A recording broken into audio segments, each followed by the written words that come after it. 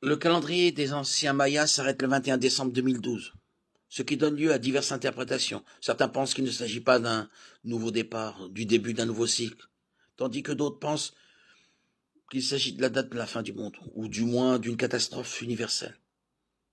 Qu'est-ce que le compte long Maya? Est-il en lien avec la fin du monde? Les Mayas ont développé leur propre calendrier. Le compte long vers 355 avant Jésus-Christ. Leur observation du ciel et leur connaissance en mathématiques leur ont permis de calculer les futurs mouvements des étoiles. Ils ont ainsi découvert l'oscillation de la Terre pendant sa rotation autour de son axe, qui provoque une dérive cyclique du mouvement des étoiles dans le ciel, un effet appelé précession, sur 5125 ans. Ils ont de plus découvert que la bande noire au centre de la Voie lactée, l'équateur galactique, croisait le mouvement du Soleil dans le ciel une fois par cycle. L'année de cette intersection, le solstice, moment de distance angulaire maximale du Soleil dans le ciel, survient le 21 décembre dans l'hémisphère nord et le 21 juin dans l'hémisphère sud, en même temps que la conjonction de l'équateur galactique avec la Voie lactée. Cette intersection a eu lieu pour la dernière fois le 11 août 3114 avant Jésus-Christ de notre calendrier grégorien et se reproduira en 2012. D'après la mythologie maya, le soleil est un dieu et la Voie lactée la porte de passage entre la mort et la vie.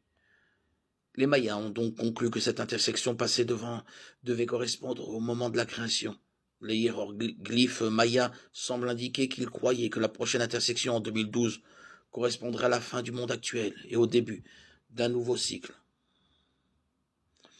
Toutes les prétendues prophéties mayas pour l'an 2012 ne sont que de pures spéculations fondées sur l'interprétation encore non avérée des hiéroglyphes mayas par quelques spécialistes. En réalité, rien ou presque n'indique que les Mayas n'aient prophétisé d'autres événements de l'avenir lointain que la convergence astrologique. Les Mayas n'étaient pas prophètes, ils n'ont même pas su prédire la disparition de leur propre culture. C'étaient de grands mathématiciens et des observateurs attentifs du ciel, mais aussi une société tribale très violente, avec une compréhension primitive des phénomènes naturels, des croyances archaïques et des pratiques barbares, comme par exemple les sacrifices humains, dont ils croyaient que le sang fournirait vie et énergie au soleil. Absolument rien dans la Bible n'indique que le 20 décembre 2012 serait la date de la fin du monde. La Bible ne décrit aucun des phénomènes astronomiques découverts par les Mayas comme des signes de la fin des temps. Cela n'aurait pas de sens que Dieu permette aux Mayas de découvrir des vérités aussi extraordinaires ignorées des nombreux prophètes de l'Ancien Testament. Absolument rien dans la Bible ne prouve que la prophétie Maya pour l'an 2012 doit être considérée comme une prédiction fiable de la fin du monde. La prédiction Maya que le 21 décembre 2012 serait la date de la fin du monde est aussi fondée sur les théories suivantes. Le soleil est un dieu, il est alimenté par le sang des sacrifices humains. La création a eu lieu en 3114 avant Jésus-Christ, malgré toutes les preuves que le monde est bien plus ancien.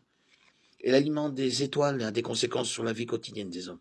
Comme toutes les fausses religions, la religion maya a voulu élever la création au lieu du Créateur. La Bible nous met en garde contre ces faux adorateurs, eux qui ont remplacé la vérité de Dieu par le mensonge et qui ont adoré et servi la créature au lieu du Créateur. Romains 1, 25. Et les perfections invisibles de Dieu, sa puissance éternelle et sa divinité, se voient depuis la création du monde. Elles se comprennent par ce qu'il a fait. Ils sont donc inexcusables. Romains 1, 20.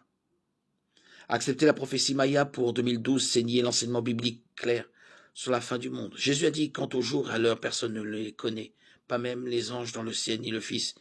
Le Père seul les connaît. Marc 13, 32.